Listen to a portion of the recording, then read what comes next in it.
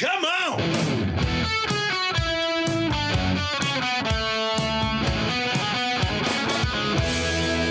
Welcome to the Yeah Come On Show with Southside Steve. Yeah, come on. I tell you, I love a good Monday, and that's what this is.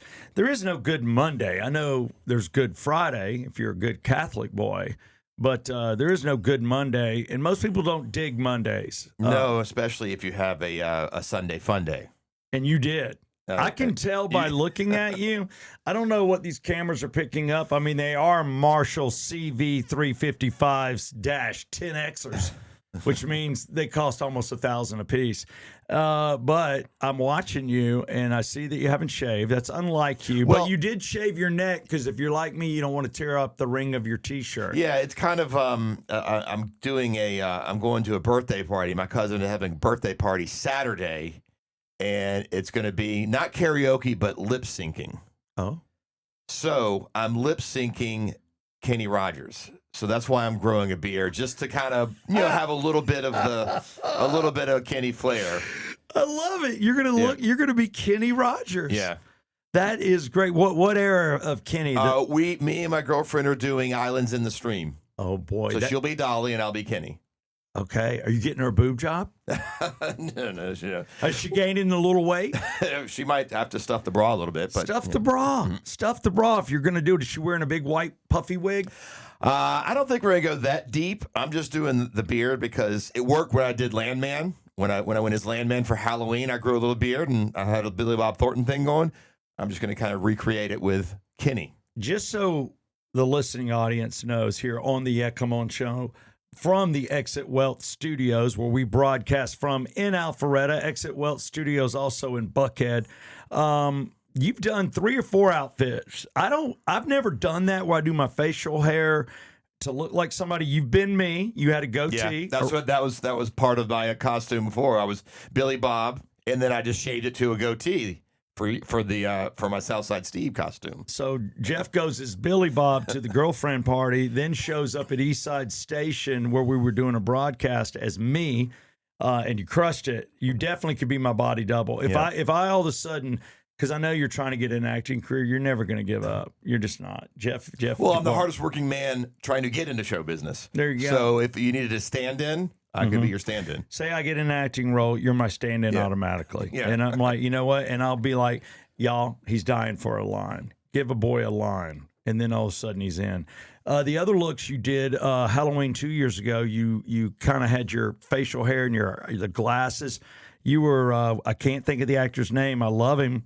But he was the one that crushes the guy's face with his gun across the street. Ray Liotta in Goodfellas. That's right. Ray Liotta. Mm-hmm. God, you did Ray Liotta too. You had the exact same leather burgundy jacket. Yeah, I did. I have the exact same jacket from this one scene, and I've been told I look like him previously, so I'm like, okay, I should be able to nail this costume. I would definitely say yes. If Ray Liotta had a son, it would have been you. Yeah. See, I could have been I could have been like a Ray Liotta's brother in a movie. Oh yes, but the younger brother. No one called me. God, if only you would have run into Ray. Yeah. It's the what have yous, what could have beens. You see people mastering life. We have goats in the news, and when I say goats, greatest of all time. And we're going to talk about 2 goats in sports with Jack Sugar.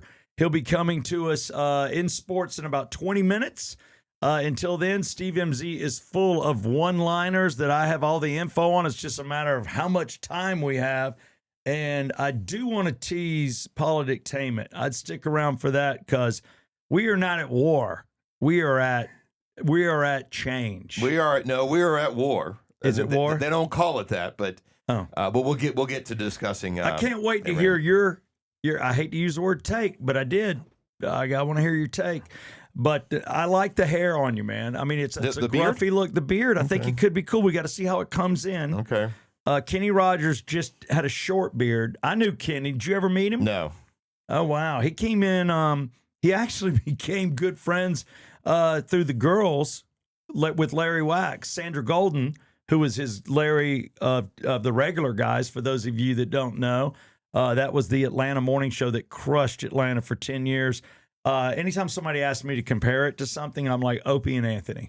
Because number one, I think Larry was stealing a lot of their bits, unbeknownst to me and Eric, and we were acting them out. But it was Opie and Anthony didn't have a Southside Steve. no, they didn't. That's what they were missing. Yeah.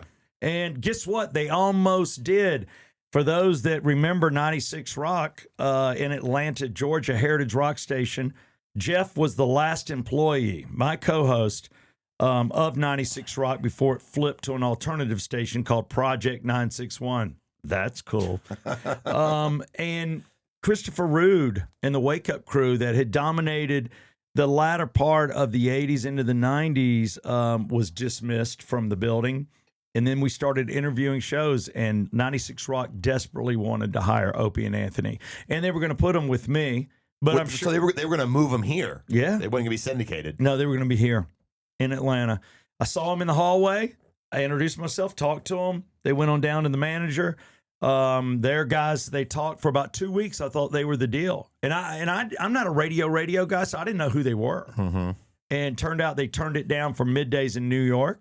And later on, syndication. And we ended up getting our second choice was Larry and Eric out of Los Angeles. They'd only been there for 2 years, and they're upstate New York jocks. And they came and changed my life. Yeah. And I want to say in a good way because I got thicker skin, but it was nerd's revenge. Larry just hated everybody, and anybody he thought was the type of guy that could have picked on him in high school, he just went after you. And his goal was always to make you cry. I don't know which show he stole that from, but I guess there was somewhere. I don't know if it was Stern or who maybe would pick on certain interns or employees trying to make them like get emotional, like ruin their day so bad they cry. That was part of radio. That was what It was mean. Radio's guys did, is be mean. Yeah, and my thing was I just had sex with her, and I'd show the picture. Yeah. This is what's in my bed right now. Was the only way I could get him back. The only way, and that's what made him hate me more. We're all friends now. You get through it. That was literally 25 years ago, 8 years ago.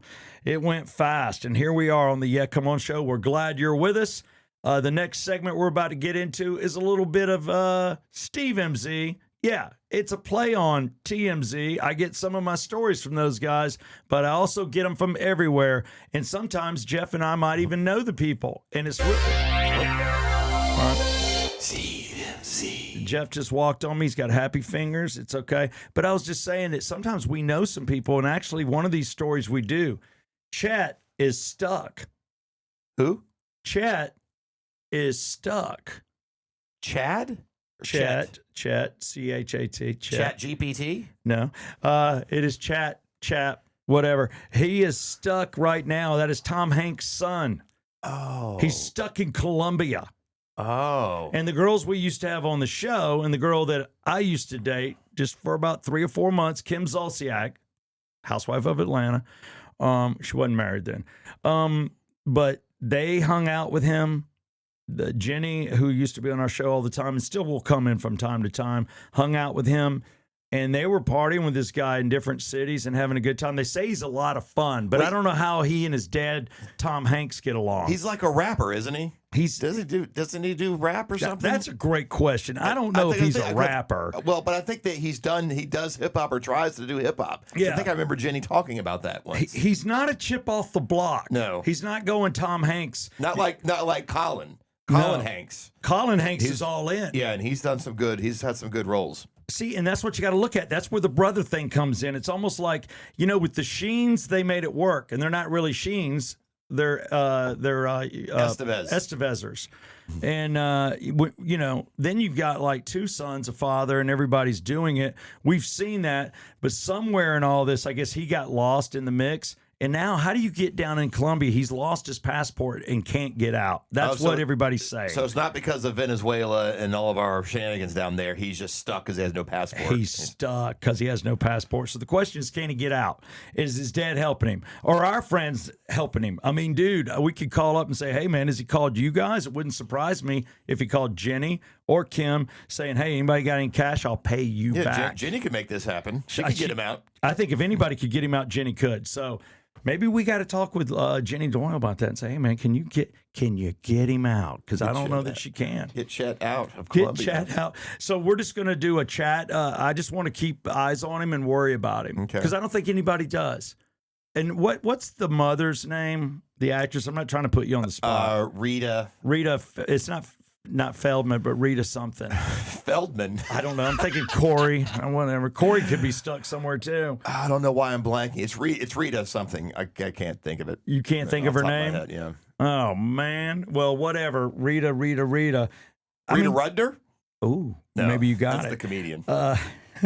So I'm just like, how do you get this dude out? So we'll see. It's just a funny ass story, and we know people that know him. I've never met the guy, but I've heard stories about him, and I think he's kind of fun. He's life of the party. Another guy that I've met that's in the news. So I was bringing it up. It's almost like I feel very close to Steve MZ today. Jelly Roll. Axel and I. Who's on the river as a DJ. But we were the show on Rock 100.5 before they blew it up in afternoons because they put on a syndicated show. That's when you know you're gone. We got to meet Jelly Roll, and we threw a party for him. He came on the air. He probably came in our studio 5 times in person. Big guy. Now he's lost the weight. But the only reason we were getting him, and I'll give credit, it's because the country station down the hall broke him. They were the first to play. He's not from here. No. Right, no, but he came to promote a lot. Atlanta Country Radio 101.5 was the first to play him, and he was loyal to him. And so he'd come in the building, we'd get him as a second off.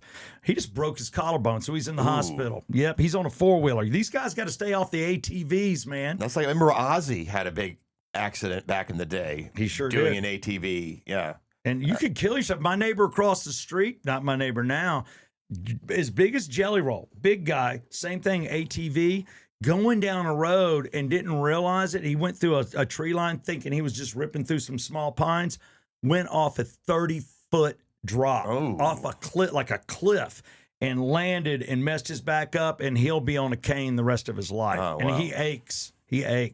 I'm like, I don't think I want my kids on them. No, I pass on that. I'll do a dirt bike before I'll do a 4-wheeler. I mean, 100%. Somebody else I'm worried about, we do not know her. We only know of her. Unless, have you ever met Lindsay Lohan? No. Okay. She's a Dubai resident. She lives in Dubai? Who lives in Dubai? And she's stuck there, but she's safe after all the strikes. But she's in Dubai. What is Lindsay Lohan doing in Dubai? She's probably getting paid to live there. Oh, what do you? What I don't do you know. mean? You mean somebody's taking her in? Maybe. Like a sheik? May- Do sheiks live there? Maybe. The sheik, said her family. She's probably with some rich dude there. Yeah. Well, yeah, it looks like she's engaged in 2021 and married a guy that lives there. His name is Vogue. I know I'm getting Vogue's right. Arabia. I think Arabia. Okay, so he sounds chic. Yeah, he is.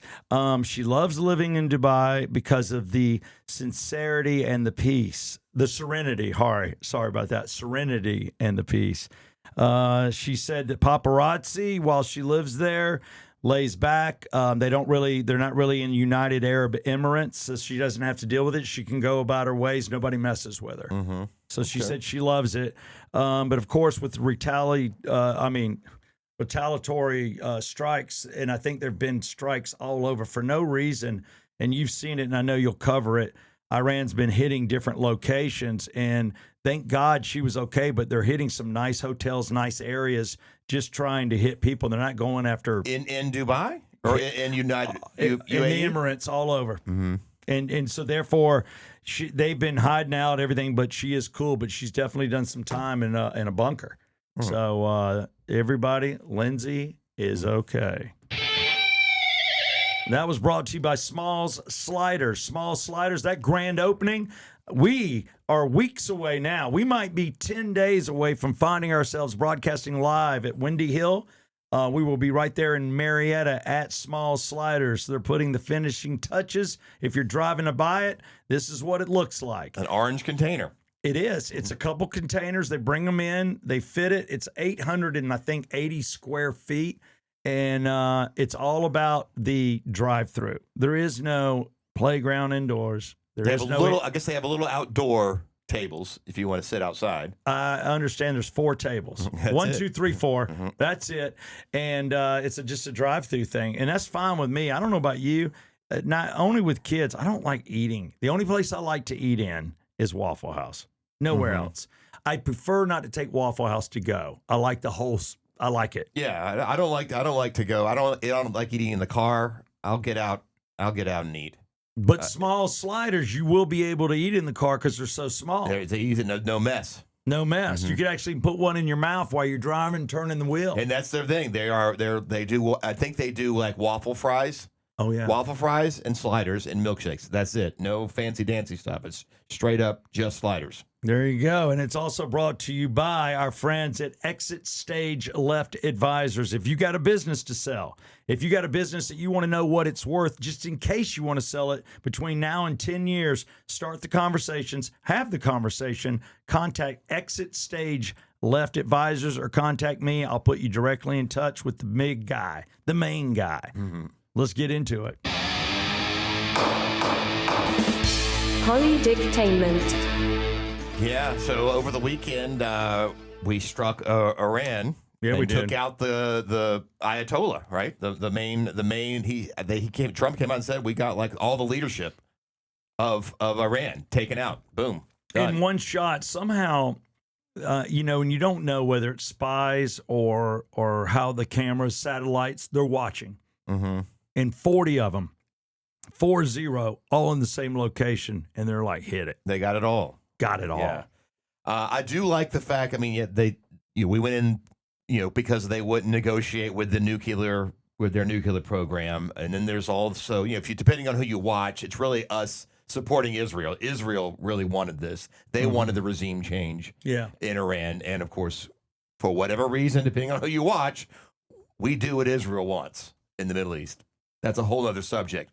But I do like. Well, the fact- wait, am I wrong? Shouldn't we? I mean, I've always heard growing up, and I don't care what religion you are, as long as your religion doesn't say "kill America" or God doesn't exist, or I would have to say anybody that says any Christian will be killed. Those are the religions I don't like. Those are the angry ones. Yeah. Well, Now- why don't they handle the stuff in the Middle East? Why do we have to be a part of it? That's a whole broader subject. But I do like the fact that Trump wasn't like, hey, we're just in and out. This is boom, boom, we're done. Mm-hmm. No, he's like, this could last a little bit longer. Couple weeks is what I'm hearing. Yeah. And just to talk about it, you've got to realize these people were grown up. They have somebody on Fox. I don't know who CNN's using. I've only seen Fox coverage, but they have a woman that lived there, grew up there. Her parents lived in the 70s. In 1979, they were beautiful people, and there's some beautiful women over there, and they got the short skirts, and they're water skiing, they're on vacation, they're out, they're sexy, they got nightclubs, they're dancing, and then Sharia law comes in, and boom, women don't have rights, you're not allowed to be seen, you're looking through slits, and the rest of it is history. And the other thing is, man, you speak out, they kill you. Mm-hmm. Well, so that's what we see is everyone celebrating this is what the Iranian people wanted. Not everybody, all the unattractive white women that are super, super liberal are so upset. I saw a video where it shows the women. It shows liberal women like just crying and upset, and then it shows the women currently in Iran just taking off the hijabs or whatever and loving life. The hijab. Yeah. Remember there's a site called Hijab Hookups. I can't believe that. If you're the series. If you're the porn guy on that, they'll kill you. Yeah, I even watch to the degree that I joke around. I mean, it's just not worth it. But yeah, you got to watch. Those people get angry. But this is the chance. You remember back in 2000, maybe 1, 2, or whatever, there was another hiccup, and the students and everybody came out, and it was the young people looking for an overthrow. Do you realize 30,000 students killed? Wow. For protesting? Mm-hmm. Okay. Yeah, Well, put in jails. So that's why I think Trump's doing it. The other thing is the woman that they have on Fox said at a young age in school, you learn to hate America. And she said, we chant death to America. Mm-hmm. And she goes, you have to realize these people were going to do whatever they could. Also, they think he is behind several failed attempts to assassinate Donald Trump. mm-hmm. Oh, yeah. So what do you got? You got to take him out. That's why I think he's involved. That's why it's not Israel's fight. This guy wants to hurt America, and the more rope you give him, can he get the right spy in here and do something to this country that kills thousands? Well, it looks like it's a done deal. He's gone. He's gone, but now what? Now who takes over? Well, that's the thing. He's asking, who does this? He's asking the people, this is your chance, take over. Who? Yeah. I mean, who runs in and does this? Do they have weapons? I don't know. Or are they throwing rocks? All right, that was brought to you, Politictainment. And I got to tell you, it's good stuff. It's much watch TV. You got to watch it. I stay glued to the set, because obviously they're the other side of the country. So at night, you get all what happened during the daytime, at night. And then you wake up and then, it's like it's evening almost there. So I love the coverage. It's incredible. I think they've actually may have shot down a plane or two. So the U.S., we're not totally skipping by, but right now you're like, as long as you just don't want boots on the ground and you don't want anybody killed. Yeah. Well, yeah, because we do have war fatigue. No one wants another Iraq war. No. So that's why it's going to be different. Whatever it ends up being, it's going to be different than what we were in Iraq. Yeah, and I just want to tell you that if there's one guy I know that screams golf carts, and I think golf carts are much safer. I've been on golf carts, ATVs. We talked about it. You can break a collarbone. But my in-laws are looking at a golf cart. These subdivisions have them. Mm-hmm. Golf courses obviously have them. And North Atlanta Golf Carts is the place to go. Ask for Craig Riddle. Ask for the Yeah, Come On deal. He actually will be in these studios this week at some point, and $500 off a new, which makes sense. But he's like, no, I'll do it off the used too. Let's just try to sell a few a month. So $500 off used and new if you just ask for Craig Riddle and say, yeah, come on. Yeah, come on. Sports. Right now we're bringing up Jack Sugar. He does our sports. He's with Prize Picks, but that's just his new gig. He's back in sports, and he's a numbers guy. And he's also a little bit of an athlete himself. He is my brother-in-law. And this dude is competitive, and I thought, who better to do sports on GOAT Day? This is GOAT Day with Jack Sugar, who is a GOAT in himself, in his own. God bless him. Yeah, come out. You there, Jack? Oh. I'm picking up some weird audio. Oh, there All he right, is. now we got him. How's that? Is that better? You got us? May have to. We're just Mike, get Mike to hold on, Mike. reconnect. Disconnect. Disconnect Jack and just call him back. Just call him right back. Same number. Mike just gives me a thumbs up. I'm like, he's on it. He's on it. But no, this goat stuff's good, man. You got two goats that just can't fail. They can't. It's unbelievable. And I'm definitely speaking. He's already sent me a text. Sorry, I can't understand anything we're saying. Yeah, we're having to reconnect. Well, Mike, Yeah. tell me when you got him. Producer Mike, he's got to connect. This is a 4-hour Atlanta radio show done in 30 minutes, live without a net. That is the Yeah, Come On show. So we apologize right now, but this is something we would edit out if we edited it, and we don't. What's the problem? We need a reboot of the whole studio. You think? Yeah. You're kidding me. No, this has never happened where it's completely. I have to reboot the whole. So what do? We go dark for a second and come back? No. I think we're gonna have to just do sports solo. Well, what about if I call him and put him on my speakerphone? You could do that. You could do All that. right, I'm doing speakerphone. I'm not losing my my people here. I can't. Yeah, it would. Mike would have to reboot the whole system. Don't reboot. I got my speaker. Yeah. Hey, you're on my phone on speaker in a microphone. You know what you could do? Turn on this mic here. Oh yeah. Yeah. Hold on 1 second, Jackie. This is definitely live without a net. All right, hold on. All right. So we're giving him his own mic.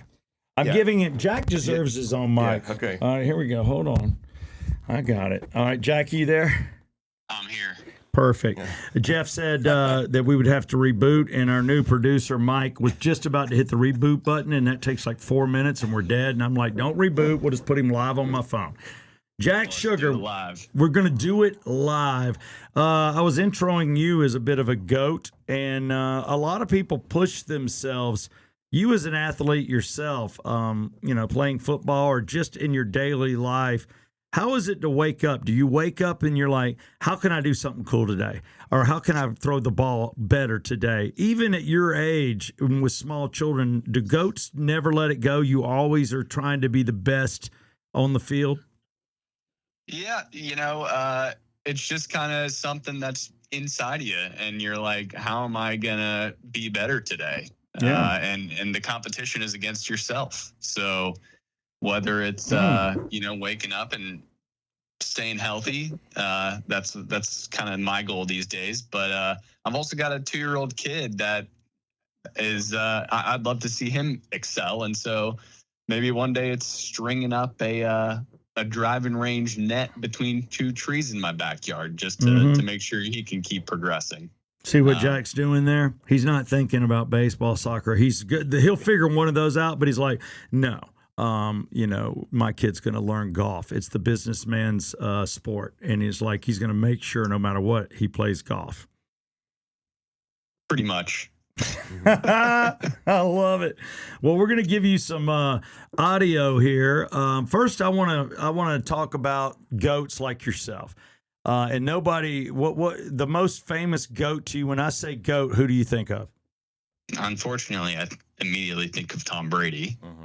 There's some serious scarring there. But do you want to tell people why there's scarring there? Maybe they need to know why you do sports. Let's see. There's 4 words that every Atlanta resident dreads. And I happen to be there in person by myself amongst a sea of the opposing fan bases. And those 4 words are, I guess one's hyphenated, maybe 3 words, 28-3. Yeah, and he I was just there. need to say no more. He was there in person, and I was at the other loss in '98 in Miami in person, and it hurts. So we share the scarring. But you're right, I am speaking of the GOAT, and the GOAT's talking about the situation I'm in, and a lot of you listening right now or watching, you got small kids, and you're like, how far do I push them in sports? Do I push them to the point where, they're upset and we got to get through that wall? Are they going to end up hating the sport? And a lot of dads, I had those conversations yesterday because I have a son right now that is playing Sunday ball at 5U because he's within the top 22 players at 5 and 6U. And little Parker came in the top 8. And it was like all-stars. Every kid's wearing a uniform, and every kid's on a different team, and some are out of the county. And it's nothing but watching 5U all-stars. It's like there were no bad plays, And it was incredible. So I'm wondering if I'm pushing too much, but this is what Tom Brady had to say. Most people don't want to be pushed that hard. Yeah. They want to be pushed to their level of comfort. Yep. And once they're outside their comfort zone, they're like, oh, I'm not used to this. Oh, I don't like this. My heart's beating too fast. Or, man, I'm feeling different feelings and emotions. And it's like, that's where the growth lives. You need coaches that push you outside of your comfort zone because that's how you grow and that's how you begin to develop self-confidence and self-esteem in what you're doing. Yeah. You try, you fail. They push you to deal with the failure. You get another chance to go out and practice it. Then you succeed and you realize, oh, that's what I need to do differently the next time. As opposed to the athletes who try something that's hard, they fail, and now it discourages them from trying the same thing that's hard again. Yeah. Most people. That was it. What do you think of that, Jack?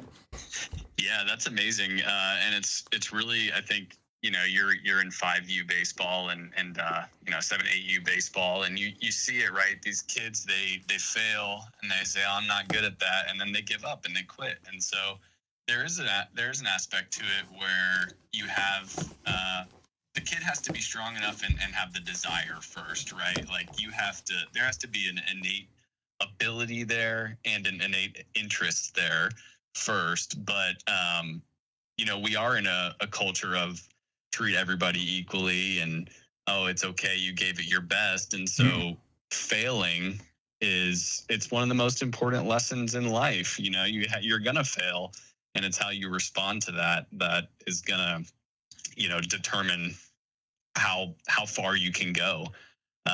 It's easy, I will say, for Tom Brady to sit there and tell you what to do. He's a pretty unique individual, but for me as a dad with a 2-year-old, soon to be 3-year-old, that's really interested in sports right now, I just want to make sure he has fun and enjoys it and wants to be better.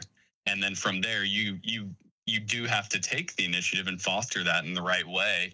And, it's something I'm thinking about right now as to how that's going to look in the future. So it's really interesting to hear some of the GOAT talk about that type of thing and what lessons I can take away from it as a dad. No, I totally agree with you. And talking about the other GOAT, that would have to be Michael Jordan. And the other GOAT would be Tiger Woods. Those are the 3 GOATs we know. And here is Michael Jordan, who can't fail. He can't in NASCAR. Check this out. Michael Jordan is out of breath. That's 3 weeks in a row. 77-year history of NASCAR, Michael. This has never been done. What can you say about the domination by your team today? It's time for change. Time for change, and the guys feel the same thing. And Tyler came in with the most pressure, I guess. Everybody expected him, or he had a chance to win 3 in a row. That's the hardest one to win, And he kept to his strategy, and man, the guys put together a great car, man. And I think Billy did an unbelievable job in calling the game, calling the race, and Tyler did a good job. He beat some good competition. I mean, when you see SVG coming back there, you get a little nervous, but I think he had him covered pretty much the whole day. Michael, the records, the wins, the trophies, what does this all mean to you as a team owner here in this sport? Well, I'm proud of the team that we put together. I mean, Denny, I'm pretty sure it's the same way. He feels the same way as I do. And I think a lot of credit goes to him because I think he's the mastermind behind finding Tyler and putting together, Billy Scott and all that. Look, I just put up the money. I'm just a competitor. But I think Denny's done an unbelievable job in terms of helping build this team. What did you think of that? He goes, I just put up the money. And listen to him, he doesn't even know the terminology. He needs to watch Days of Thunder. He doesn't even know. He's calling it a game. He's calling about, I think he had him covered. I'm like, dude, you're using basketball terms and maybe even baseball in NASCAR. You're just putting up money. I don't think he has a clue to what's going on, but his drivers pulled off a first. 3 wins. The first 3 races of the NASCAR season has gone to Michael Jordan's team. That's unbelievable. I mean, I don't know why it just did, but it kind of reminded me of that epic run we had in Vegas on the craps table. Yes. I felt like I was Michael Jordan. I had no idea how to play craps. You called me over, and all of a sudden, I'm the bachelor kid just on an unbelievable heater, and everyone's loving me. I feel like that's what Michael Jordan is. This is just insane. He's not driving the car. He's not doing the strategy. He just showed up, put his money there, and obviously there's a culture that he has to have instilled of winning. But I feel like it's his deja vu. Every Monday I come on here and talk about Michael Jordan and Tyler Reddick winning races. It's insane. Trust me, NASCAR people have their mouths wide open. It's what people are talking about. It's why we're talking about it. And the last thing we're going to talk about is what we did talk about last week. And we talked about it with Skipper, too, Regal Nissan, who comes in Tuesdays and Thursdays. And we're going to play the video. I'll let you hear the audio. But this is incredible. This is the what are we calling it? The new you could challenge. You can challenge the robo-umps. You could robo. Yeah. So it is. The term is robo umps. That's what I'll call it here today. I'm not sure what. I think you just named it. It's called robo umps. For the rest of our lives, we call it robo umps in the name of Jack Sugar. But here it is being used by an Atlanta Brave. Check this out. Matt Olson takes on the outside corner. Taps the head. Challenge. Let's go. That boy, That's challenge. Little backdoor breaking ball. Did it catch the plate? What do you think, Wiley? I'm going to say no. Ooh, that is close. It is a ball. By what? A 1/10 of an inch? Oh, my gosh. So Matt Olson literally uses it and tapped his head immediately. They say you got to do it within 3 seconds, I guess. Yeah. And he did it, and he was right by a 1/10 of an inch. The ump missed it, called it a strike, and it was a ball. That's amazing. No, it's going to be really interesting. So they're rolling that out this year. You get, I think, 2 challenges a game, which is not a lot. See, they're not going to be able to use it, every time that they're not happy with the call. because you're going to want those in really pivotal moments. And so it's going to be really interesting. And it's not from the dugout. The player, the batter, has to make the decision whether or not he's going to challenge the ball or the strike. So they're in this like hybrid transition right now where the umpires are still going to make the calls.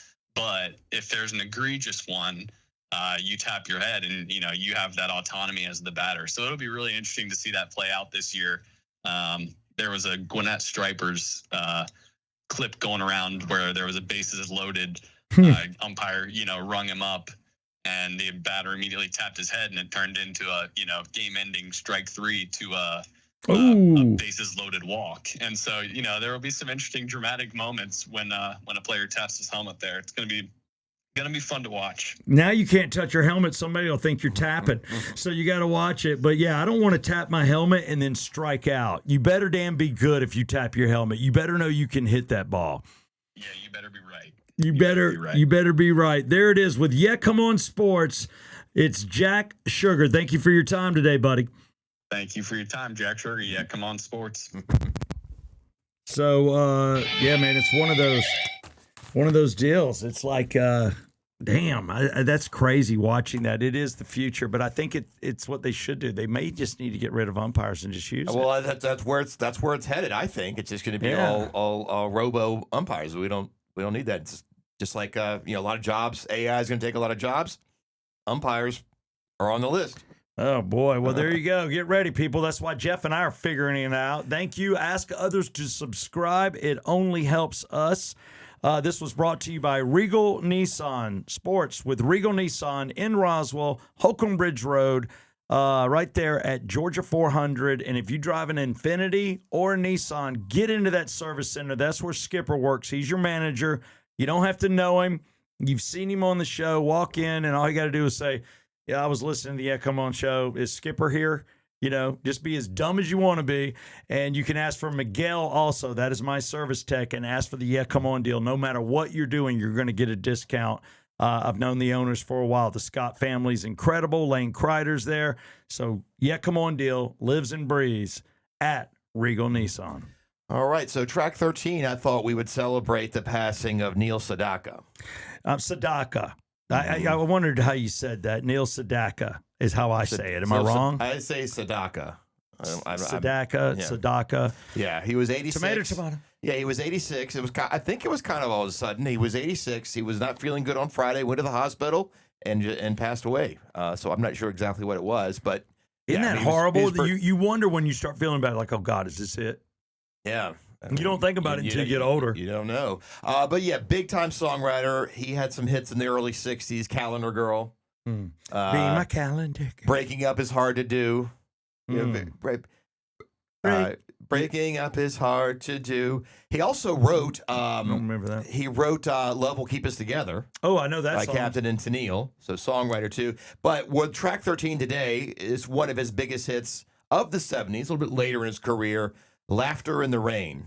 And he sings this. Yes, it's kind of yacht rocky. It's very 70s soft rock. People love that yacht rock. And Captain and Tennille, I didn't realize they didn't write that, and he wrote it. He wrote that with some other guy that he also wrote with. But yeah, no, that was one of his songs. But today's track 13, in honor of Neil Sedaka, we will do "Laughter in the Rain." You can click on the link in the description to watch the video and enjoy the song. It is the Come On Show.